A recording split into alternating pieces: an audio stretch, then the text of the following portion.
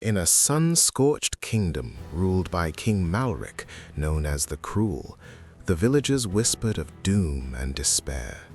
Markets were empty, laughter was forbidden, and even the pigeons dared not coo in public. One day, a fool named Jeb stumbled into the royal city, tripping over his oversized shoes, his hat askew, and a grin that mocked misfortune itself. Jeb carried nothing but a crooked walking stick and a bag of magical nonsense, which, according to him, could summon anything from a talking camel to invisible gold coins.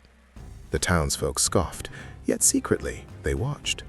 Somehow, the fool's ridiculous confidence sparked a tiny flame of curiosity in their dulled hearts. Meanwhile, King Malric sat on his iron throne, sipping on bitter wine, plotting taxes so high that even the city rats feared leaving their holes. "Another day of misery for my subjects," he muttered. But Jeb, unaware of etiquette or fear, skipped right into the courtyard, tripping over a fountain and falling at the king's feet. "Your Majesty," Jeb said, bowing so low he nearly kissed the floor, "I bring news of treasures unseen, secrets untold, and laughter forbidden." The king glared. "Fool, you dare mock the royal court?" "No, Your Majesty," said Jeb, scratching his head. "I merely suggest that even your shadow looks sad. Perhaps it needs cheering." Laughter erupted in the courtyard, quiet at first, then unstoppable. Guards coughed, villagers snickered, and even the king's cat hissed in confusion. Something strange was happening. The fool, by sheer absurdity, had pierced the armor of fear. And from that moment, King Malric could not stop watching the fool. Not because he liked him, but because he could not understand him. And the algorithm of fate, unseen yet ever present, began whispering its chaotic patterns across the cobblestones of the city.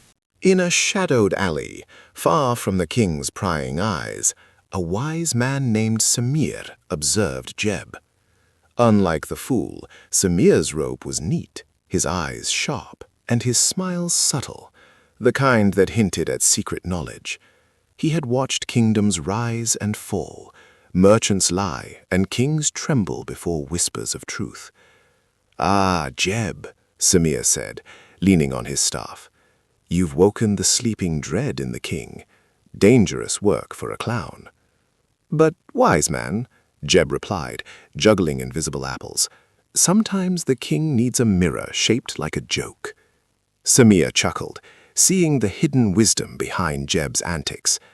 "A mirror can cut deeper than a sword.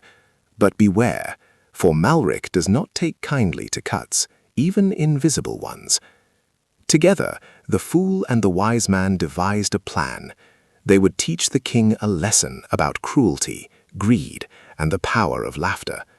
First, they needed a disguise. Samir would pose as a wandering philosopher, Jeb as a humble entertainer.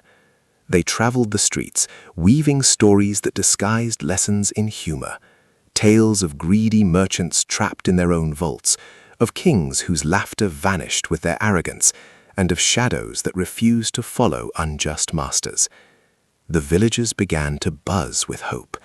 Jeb's antics became whispers of rebellion, not of swords, but of cleverness. And somewhere in the depths of the palace, King Malric's curiosity transformed into unease. Something was coming, something absurd, unpredictable, and entirely unstoppable. King Malric, irritated by this surge of laughter and murmurings, devised a public challenge. "Let the fool and the philosopher show me their cleverness. If they fail, they shall face the dungeon. If they succeed, they may leave my sight, but never return." The entire city gathered in the square. Jeb, wearing a hat shaped like a crow, bowed deeply. Samir stroked his long beard, eyes scanning the crowd for patterns, strategies, and weaknesses in human behavior. "Your Majesty," Samir began, "we accept your challenge, but in exchange, you must promise to hear the truth without anger." The king bellowed, "I promise nothing. but do it anyway." Jeb began with simple tricks, pulling coins from ears, making shadows dance independently. But each act was laced with a subtle critique. Shadows that mocked the king, coins that vanished faster than the treasury, invisible ropes that tripped his pride. Laughter erupted, and the citizens cheered. Samir then stepped forward, weaving logic into stories, exposing how cruelty warps kingdoms, how fear erodes loyalty, and how wisdom comes disguised in absurdity. Even the king's advisors whispered behind closed fans. Could the fool be teaching truth? Could laughter be dangerous? By sunset, the square was alive with a new rhythm.